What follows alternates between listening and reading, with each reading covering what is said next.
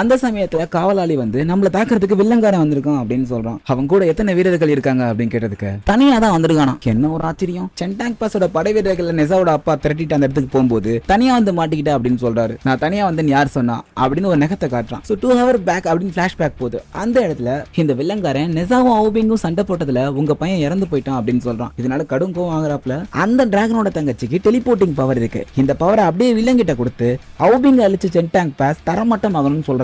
அவங்க கொடுத்த ஆயுதத்தோட இவன் ஆயுதத்தை மெர்ச் பண்ணி அந்த இடத்தை சுத்தி ஆகாயத்துல கோடு போடுறான். அந்த டனல் வழியா கடலுக்கடியில் இருக்கிற எக்கச்சக்கமான அரக்க பயவுலகே வெளியே வரானுங்க. ஆரம்பத்துல சொத்தையா வந்தாலும் அதுக்கு பின்னாடி இருக்கிற மான்சர்ஸ் எல்லாம் பெத்தையா வருது. அசுரத்தனமா இருக்கிற ஆக்டோபஸ், பாக்குறதுக்கே படுபயங்கரமா இருக்க ஷார்க்கு, இந்த மாதிரி வித்தியாசமான கடல் மிருகங்கள்லாம் வெளியே வருது. நெசாவோட டேடாவும் மம்மியும் அதுவும் கூட பயங்கரமா ஃபைட் பண்றாங்க. அதுவும் மம்மிக்கெல்லாம் வீட்டுல புருஷன் ஒழிச்சு பழக்கம் போல எட்டி மிதிக்கிறாங்க. இந்த சமயத்துல வில்லங்காரனுக்கு காட்டுல ஏதோ ஒரு விஷயம் தென்படுது. அது என்னன்னு பார்த்தா நெசாவும் அவுபிங்கும் ஒரு மந்திர தாமரைக்குள்ள அடைஞ்சிருப்பாங்க. அந்த இடத்தை சுத்தி சிப்பாய்கள் எல்லாம் ஒரு பயங்கரமான ஷீல்ட உருவாக்கி இருப்பாங்க. இப்போ வில்லங்காரனும் அந்த ஷீல்ட நோக்கி தான் போய்கிட்டு இருக்கான்.